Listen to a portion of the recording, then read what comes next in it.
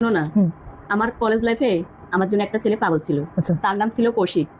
সে কিন্তু আমাকে মানে খুবই জ্বালাচ্ছে, আমি তাকে পাত্তা দেইনি তখন। আচ্ছা। তারপরে বিয়ের পরেও এখন আমাকে এসএমএস করে, হাই হ্যালো করে। আচ্ছা। আমার কাছে এমনিতে জাস্ট এখন ভালো লাগে, কিন্তু আমি ওকে পাত্তা দিই না, জাস্ট নট অ্যালাউ আর কি। হ্যাঁ। এখন বিয়ে গেছে, কিভাবে পাত্তা দিব? সে এখন আমাকে মেসেজ দেয়। আচ্ছা। আমি মাঝে মাঝে হাসি তার মেসেজ দেখি আর কি। তাই না? তাই তো। আচ্ছা। আচ্ছা, তুমি না বলছো, তুমি কি বলবা? আরে আমি বলতে বলতে আমার কলেজ লাইফে যে মৌসুমী মেয়েটা ছিল, আমি তো তোমাকে সবকিছুই বলছি। এই মৌসুমীটা না ওই দিন আমাকে আবার মেসেজ দিছে।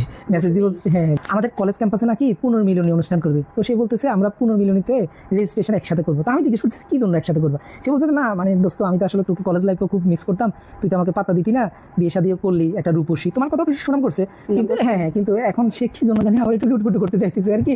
তো আমি বলছি আচ্ছা ঠিক আছে। তো আমি বলছি যে এই পুনর্মিলনী শেষে তাকে একটু 1 ঘন্টা সময় দেওয়ার জন্য।